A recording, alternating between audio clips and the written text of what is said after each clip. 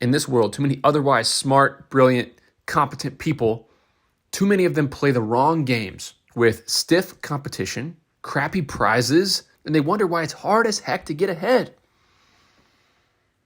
So is your goal to make money so that you can quit trading your time for money as soon as possible? If so, then what I'm about to say applies to you. Let's take a second and look at the most successful people in your town. I'm not talking about Steve Jobs, Mark Zuckerberg, Elon Musk. I'm talking about the people in your neighborhood, the people at your country club, the people who eat at the nice restaurants in your town, the people who have a very good life but don't necessarily get news articles written about them. Let's think of success as that. Let's think of success as the people who have enough money to quit trading their time for money early on, meaning they don't necessarily have to work a job if they don't want. They can spend time on the golf course. They can spend time on vacation. They can buy what they need. They can do anything that they want to do. Let's put that as the North Star. You may want to change the world. You may want to get articles written about you. I'm not talking about that. Step one is to quit trading your time for money. Let's call that success. And let's call achieving that a successful career. A successful career is being able to do what you want to do without trading your time for money. Okay, I'm not talking about being a billionaire. I'm not talking about new inventions. I'm not talking about fame. I'm talking about success as being able to quit trading your time for money and making money while you sleep and gaining wealth while you work less and less and less. So for all intents and purposes, when you listen to me, when you listen to this podcast, when you listen to anything I write, that is the North Star. That is what I call successful. Now, if we measure a career like that and we think about the ways to get there, I'm going to introduce a framework to you right now. And this applies to real estate specifically, but also careers in general. I want you to think about a career as a series of games. And you are a poker player, not a roulette player. Roulette is luck. Roulette is simply playing the odds and whatever happens, happens. Poker, you can look at the odds at any given hand and you can make choices to increase or decrease your bets. Not necessarily a lot of luck, of course, but you get to play the odds on every single hand. Before you do something, before you put something in the pot, you get to look at, okay, what resources do I have, chips, and how much of this am I devoting? When it comes to career, you have one main resource, it's time. How much of your time are you spending? So think about time as your stack of chips in front of you, and you are in a poker game. In a career, it needs to be thought the same way. Many, many people make the mistake of thinking about their career in terms of just sheer luck, and maybe they're playing defense, maybe they're just doing what everybody else is doing, and maybe they're choosing, routes that aren't necessarily going to lead to being able to quit trading their time for money. So I'm going to ask a series of questions, and the key to winning this game, the key to achieving what I'm just talking about, is to take a step back early on in your journey and figuring out which game is worth playing and which one isn't, which direction to go. You make millions of choices, thousands a year, that are direct impacts on your career and your life. And every time you make one of these decisions, I want you to think about this. I'm a poker player. I'm going to take the path of least resistance, and I'm going to see what can get me to this goal the quickest. Too many really smart people play the wrong games with stiff competition and crappy prizes. And they wonder why it's hard as hell to get ahead and get closer to winning. I'm going to say that again.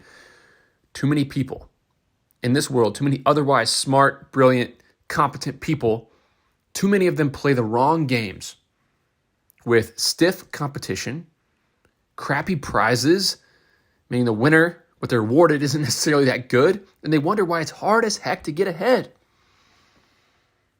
So is your goal to make money so that you can quit trading your time for money as soon as possible? If so, then what I'm about to say applies to you. Question number 1, is this game fun to play? Is the route that I'm about to go down fun? Is it a passion project for many people? Is it enjoyable? Is there status or ego behind it? If so, if it is fun to play, a lot of people are going to be playing the game for fun and not for money. And it likely adds value to you and doesn't add much value to others. You're a selfish career decision maker. You're doing things because you want to do them. You're doing things because it's fun. Picture pro golf. Oh, I want to become a pro golfer because it's fun. Or picture a pro athlete. I want to be a professional athlete because it's fun. Or maybe robotics. Oh, I want to be an engineer because it's a cool thing to do. I want to go work for Tesla, whatever it might be. And you can obviously be massively successful doing those things, but the odds might not be for you. Another great example, this is opening a restaurant. I want to open up a restaurant because all my friends told me that I cook really well and I could be a great chef. That's why many, many restaurants fail, because these people are terrible at business. So if the game is fun to play, people play it for selfish reasons, and they're not necessarily in it for the money, they're irrational. Rule number 1 is do not play against those people. Next question. How good do you need to be to win? What percentage of the players accomplish the goal of financial freedom and, again, not trading time for money? What percentage of the people win? How good do you need to be? Pro sports is one extreme. 0.01% of the folks who try to become a professional athlete actually win and make good money and get rich. Real estate is on the other end of the spectrum. A lot of really dumb people make a lot of money in real estate. You can be in the 50th percentile, meaning half the people are better than you and half the people are worse than you. And if you're in the real estate game, the odds are you're going to be wealthy. At the game you're playing, what percentage of the people accomplish your goal? How hard is it? You're choosing your competition.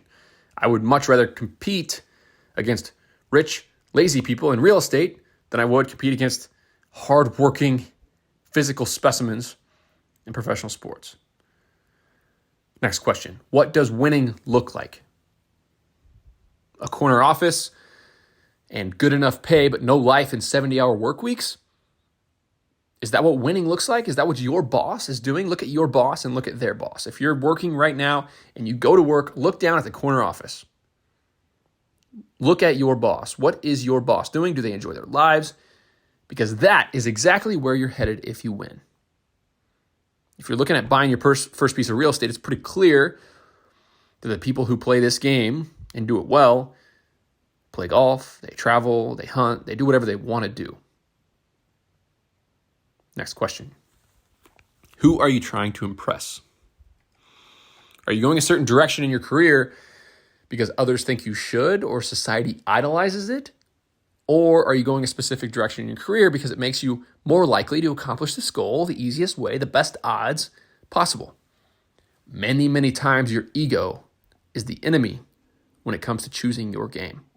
If you're doing it because of what other people think, because it sounds good, because it'd be fun to tell grandma at a family reunion that's what you're doing, or it's fun to tell people on the golf course that that's what you do, then you're doing it for the wrong reasons. Does the game reward the right kind of action? Many, many games that you can play in this life don't necessarily reward competence. Too many folks get burnt out in many fields because they're more about politics or more about just laying down heavy hours than adding real value and being good at what you do. If you're a politician, doesn't necessarily, the actions don't necessarily lead to direct influence. You're in a giant bureaucracy. It's really hard to get things done no matter how good you are. So maybe that's not the game to play if you're after monetary value and being able to trade. Stop trading your time for money. If you want to be rewarded monetarily for what you do, can that happen in your job? If you're really, really good, if you're the best, are you going to get paid like the best? A school teacher, it's really pass-fail. A school teacher will get paid the same. There is a strict range that school teachers make over time. And if you're a phenomenal teacher, the best of the best, if you're in the top 0.05% in the whole world, you're going to get paid the same as somebody who's in the 50th percentile. So that doesn't necessarily reward monetary value, it rewards time. Small business is the best place to be if you are after somebody who can directly compensated for what they're worth. And again, you have to really know how to transmit what you're worth into money.